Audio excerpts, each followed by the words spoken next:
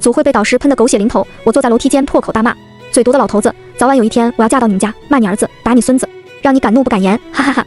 导师那校草儿子不知道什么时候出现在我身后，一脸期待地看着我。师姐，你说的是真的吗？正文开始。向晚意，你处理数据的手法真是前无古人后无来者，让人匪夷所思，大开眼界。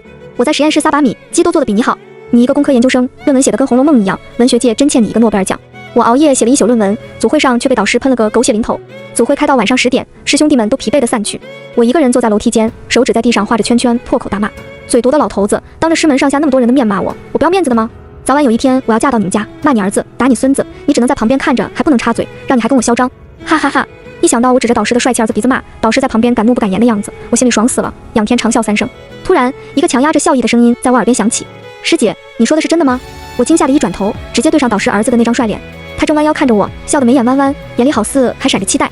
他那张古相优越的脸放大在我眼前，看得我心脏都漏跳了一拍。我不禁感叹，那老古董能生出这么帅的儿子来，我师娘得是天仙吧？顾言之，你别误会，我随便说说的。口嗨被正主逮到，我慌忙摆着手解释。这样啊？顾言之懒散地拖着尾音，将信将疑。我连忙转移话题，瞄准了他手上提着的饭盒。给你爸送饭？对呀，我妈让我给他送点宵夜。我摸了摸饿扁的肚子，感叹自己真是个小可怜。或许是被饭香勾引，我肚子不争气地叫了起来，还是一连串的怪叫。顾言之一愣，很识相地把饭盒递上来。师姐，要不给你吃吧？师弟真好。我大喜过望，接过饭盒，坐在楼梯口就狼吞虎咽起来，边吃边想，导师他把我骂得那么惨，我吃他一顿饭不过分吧？顾言之有些被我的吃相震惊到。师姐，你怎么饿成这样？别提了，我昨天写了一宿的论文，半夜才发现实验数据有误，今天又补做了一天实验，到现在绝没睡饭没吃，还被你爸骂。哼，蛮横的老头子。我边吐槽边努力地往嘴里塞着饭。我想不通，我师娘不仅人美，做饭也这么好吃，怎么就看上导师了呢？我也觉得这老头子蛮横得很，我都上大2了，还不允许我谈恋爱，哪有这样老古板的人？顾言之坐在我身边，义正辞严地跟我一起吐槽他吧。我嘴里含着饭，狠狠点头表示赞同。顾言之却突然话锋一转，所以师姐，你要不要跟我谈恋爱，好好气气这个老头子？跟顾言之谈恋爱？这个提议让我老脸一红。我大脑飞速运转，跟帅哥谈恋爱还能气导师，这买卖划算，成交！我一口答应下来。但其实我是言语上的巨人，行动上的矮子。我深知没有爱情的谈恋爱就是耍流氓，我是不会真的和顾言之谈恋爱的。虽然顾言之长得很在我的审美点上，但是兔子还不吃窝边草呢，我也不是爱占便宜的人。为了气到导师，我和顾言之换上了情侣头像，分别发了条仅导师可见的朋友圈，并艾特他。结果导师在评论区缓缓打出个问号，然后就再没了动静。不愧是我导，心理素质就是强，自家猪被白菜拱了，还能泰山崩于前而色不变。我打算给他来点猛的。顾言之，真亲吗？顾言之的薄唇在我眼前10厘米处，我犹豫不决。哎呀，你快点！我爸心里强大的很，不让他感受到视觉上的冲击，他怎么会生气？顾言之可真是大孝子，为了惹他爸生气，居然主动让我亲他。但是我20几年来从来没亲过男人啊！我和顾言之堵在导师下班的必经之路上，我酝酿了半天也没能下去嘴。顾言之恨铁不成钢的骂我真没用。眼看着导师提着公文包缓缓走过来，我心一横，眼一闭，抬头就亲了上去。但是第一次没经验，我只亲到了顾言之的下巴，浅浅的胡茬有点扎人，酥酥麻麻的。我眯着眼偷瞄导师的反应，只见他在原地愣了几秒，然后立马抬手捂住了眼，迈着小碎步试图从我们旁边绕过去。走到我身边时，他透过手指缝看到我在偷看他，脚步一顿，转身大步流星地逃回了办公楼。空荡荡的办公楼里传来了一声关门的巨响，听起来气得够呛。我开始有些后悔。顾言之，你爸没有什么高血压、心脏病之类的吧？顾言之却一副奸计得逞的表情，笑得没心没肺。你放心，他好得很。顾言之的下巴上蹭了点我的口红，想到刚刚酥麻的嘴感，我忍不住脸红心跳，急忙伸手在他下巴上抹了一把。他条件反射的后退。师姐你干嘛？没亲够啊？他贱兮兮的一脸无辜。死孩子，胡说什么？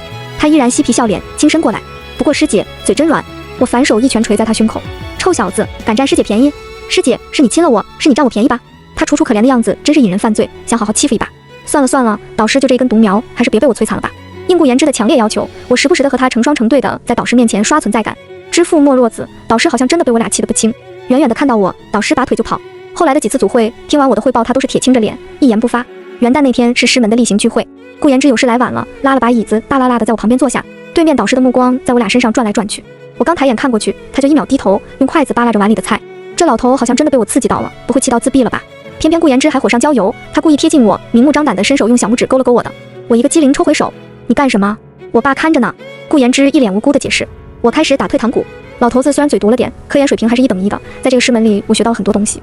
再说了，我向晚一向来尊老爱幼，把这个老头气得半死，我也是于心不忍。算了吧，别闹了，我们到此结束。我凑在顾言之耳边低声说道。你什么意思？我们谈恋爱的事情就算了，别气你爸了。顾言之一脸不可置信，神色瞬间冷了下来。向晚意，我就是你的工具人，想用就用，想丢就丢是吧？我对他突然的脾气有些莫名其妙，却还是试着跟他解释。顾言之，我们来师弟喝一杯。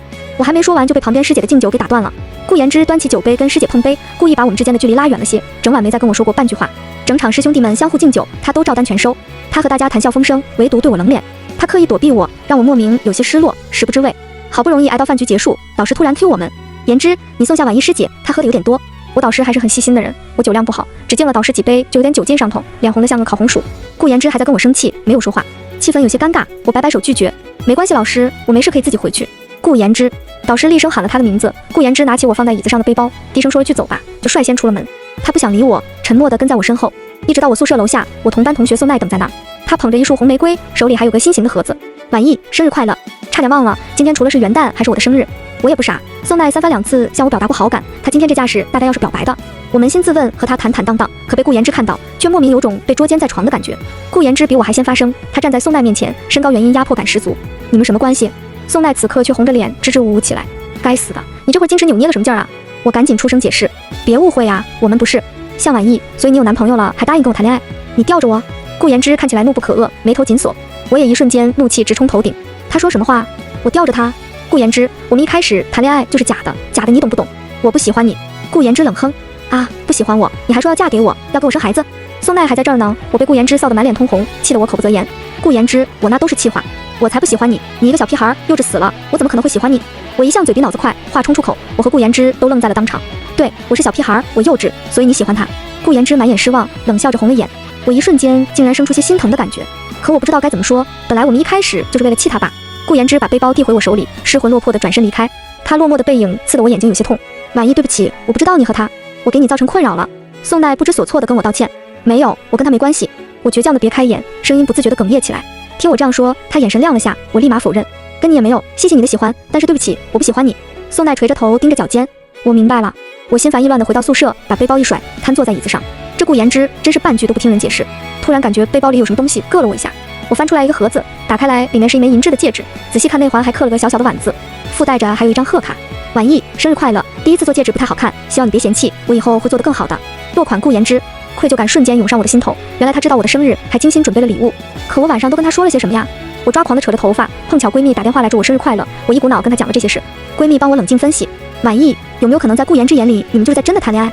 你没把这件事情当真，可是他不知道啊，他只知道你想气他爸就答应跟他谈恋爱，不想气他爸了就把他一脚踢开。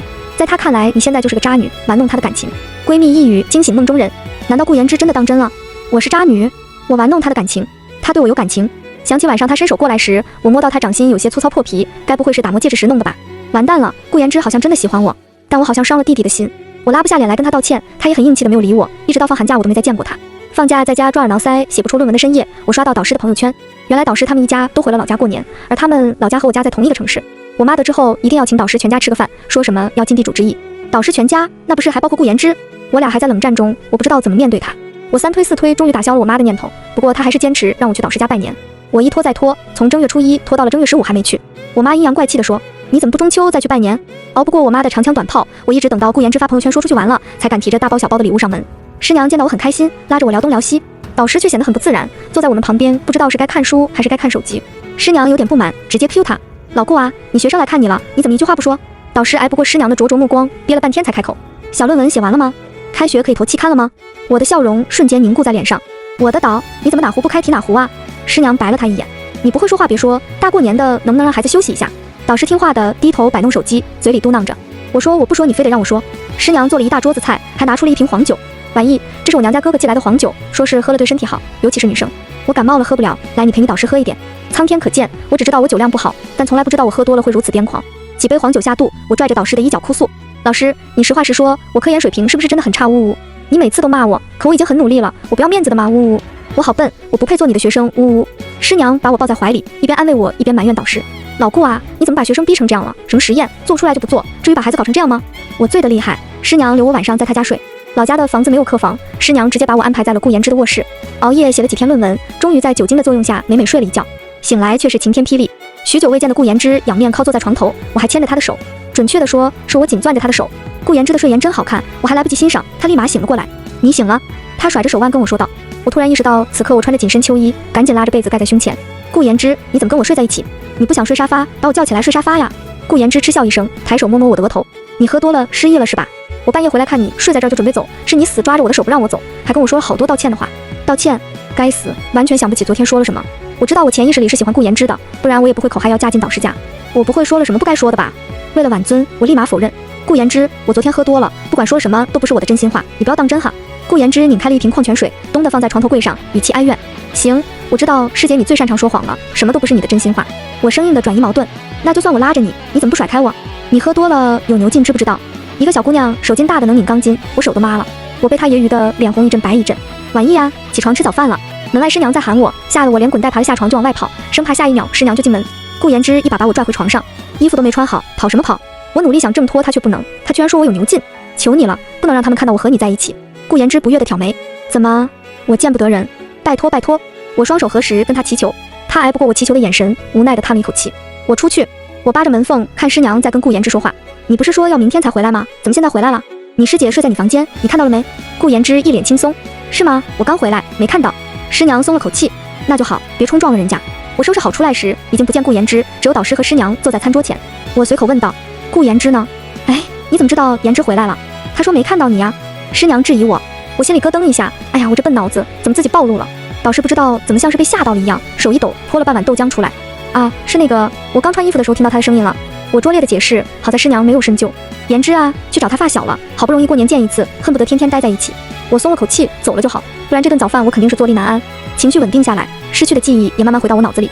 半梦半醒间，我感觉有个人站在床前，借着皎白的月光，我看清是顾言之的脸。我迷迷糊糊的伸手就拉上了他的手，另一只手抓着他胸前的衣服，用力把他拽到我面前，嘴里还絮絮叨叨的数落着他。顾言之，你这个小屁孩脾气忒坏了，一点不听人解释的，跟你爸一个脾气，都欺负我。他保持着姿势，俯身看着我，笑得离我浅浅。半天，他伸手戳了戳我的额头，宠溺地说道：明明是你在欺负我好不好？想到这儿，他低沉的声线像是又响在我耳边，我忍不住打了哆嗦，猛猛甩头，想把他从我脑袋里甩出去。啊，这一定是做梦，一定不是真的。转眼到了开学的日子，我妈恨不得把整个家都给我搬学校去。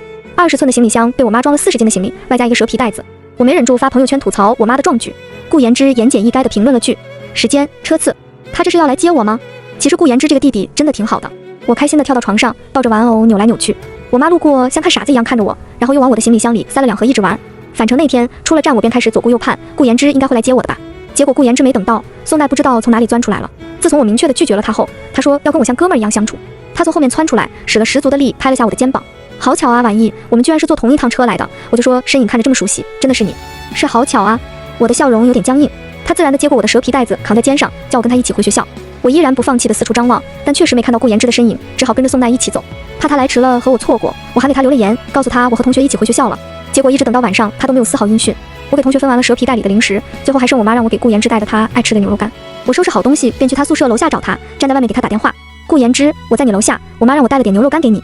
电话里传来的却是他室友沈毅的声音：学姐呀，言之他今天喝多了，现在还在厕所吐呢。怎么回事？他怎么喝成这样？我焦急地询问。今天我们社团一个学妹过生日，大家玩得比较开心，就多喝了点。你别担心啊，我会照顾她的。沈毅说完就挂断了电话，电话里隐约还传来呕吐的声音。怪不得他今天没有来接我，原来是去参加学妹生日聚会去了。亏我辛辛苦苦背了2000公里牛肉干，喂狗都不给你吃。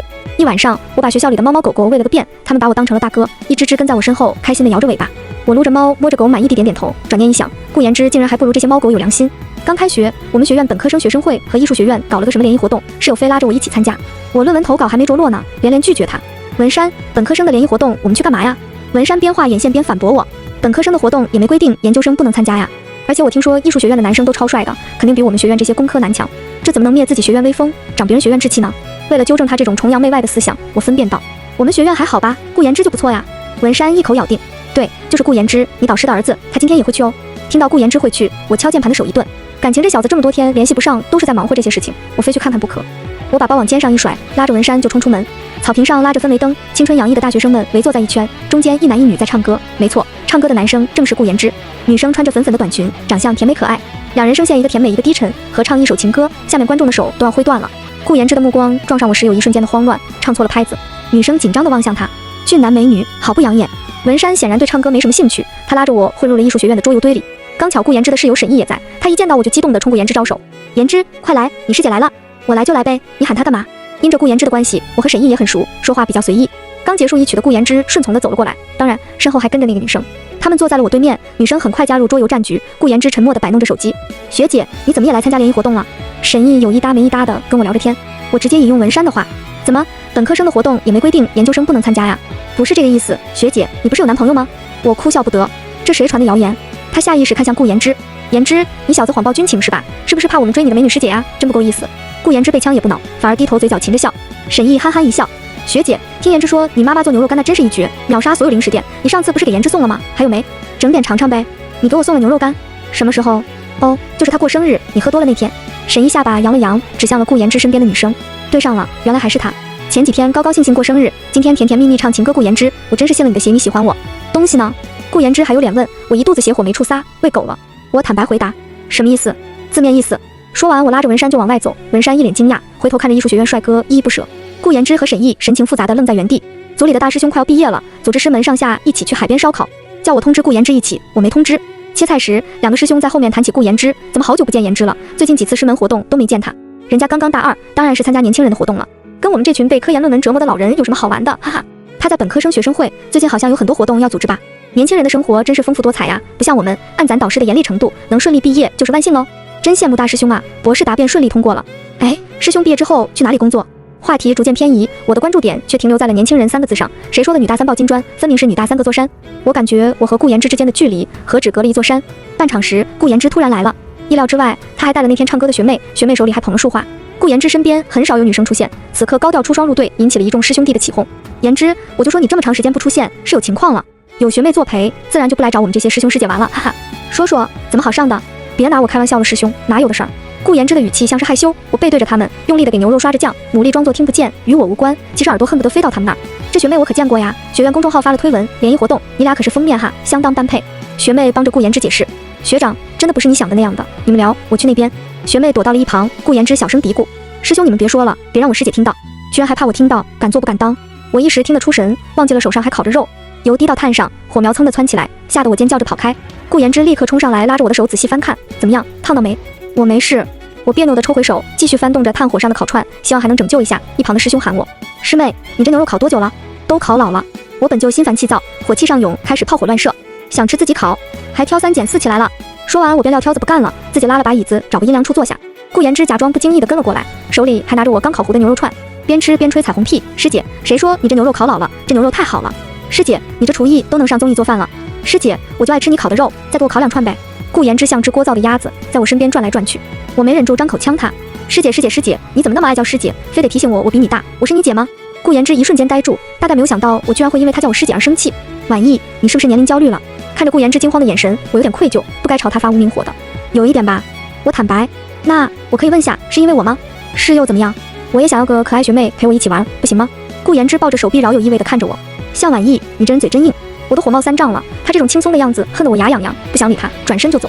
他却跟在我后面，紧追不舍。向婉意，你就不能承认你喜欢我吗？我被逼急了，张口就来。我喜欢你有什么用？你已经和学妹相亲相爱了。顾言之扑哧笑出声，把脸对在我面前，盯着我眼睛看。你真是眉毛下面挂俩蛋，只会眨眼不会看。你没看见我学妹对你博士大师兄依依不舍的吗？我顺着他手指的方向看过去，师兄怀里正抱着学妹带来的花，学妹跟他聊得开心的手舞足蹈。真的吗？我还是将信将疑。他刚进学校就对大师兄一见钟情了，知道他是我爸的学生，才求我帮他的。我本来想着做件好事，好人有好报，说不定也能让我的爱情之路顺利点，没想到有人打翻醋坛子了。我撇撇嘴，我怎么知道你是真心想帮人家，还是想近水楼台先得月呀？上次返校你说要来接我的，结果去参加人家生日聚会，还喝得大醉。哟，你怎么知道我要去接你？我有说吗？你是不是很期待呀？我无语了，他确实没明说，烦死了，他怎么总能将我一军？顾言之反客为主，我一大早天还没亮就跑过去接你，你却和宋代成双成对的一起出来了。我这么大个人杵在那儿，你连看都没看我一眼，我没当场冲上去闹一番就不错了，我自己喝闷酒多喝2杯还不行？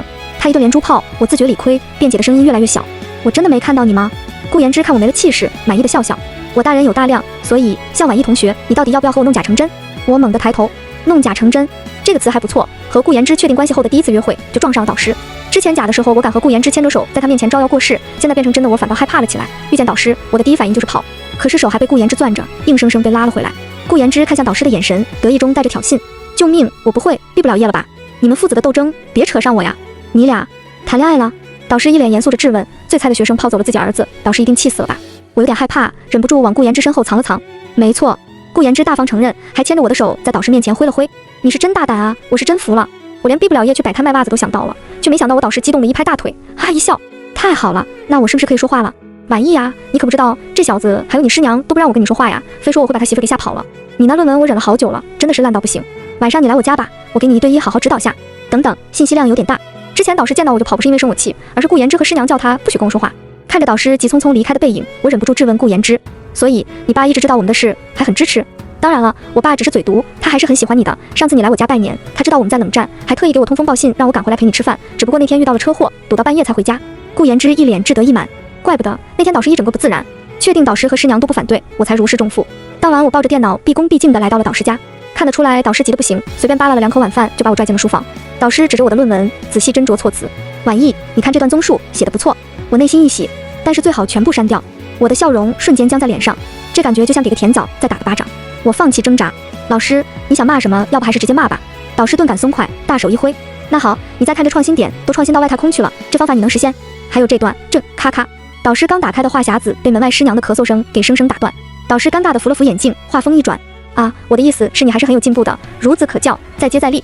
那个，我出去倒杯水，平复下心情，你自己看看。导师刚出门，顾言之就偷感很重地摸了进来。你怎么来了？他没回答我，径直走到我身边。我拖着下巴，盯着电脑，愁眉苦脸。顾言之，我是不是真的很差劲？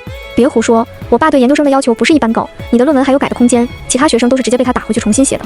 我爸说，你最大的优点就是心态好，不记仇，那么多学生他只敢骂你，而且你还从不气馁，上进努力，你就是我的前进的方向，我指路的明灯。我扑哧一笑，顾言之，你还挺会安慰人的。我还有更能安慰你的。顾言之暖媚一笑，双手撑住椅子扶手，顺势轻身压了下来。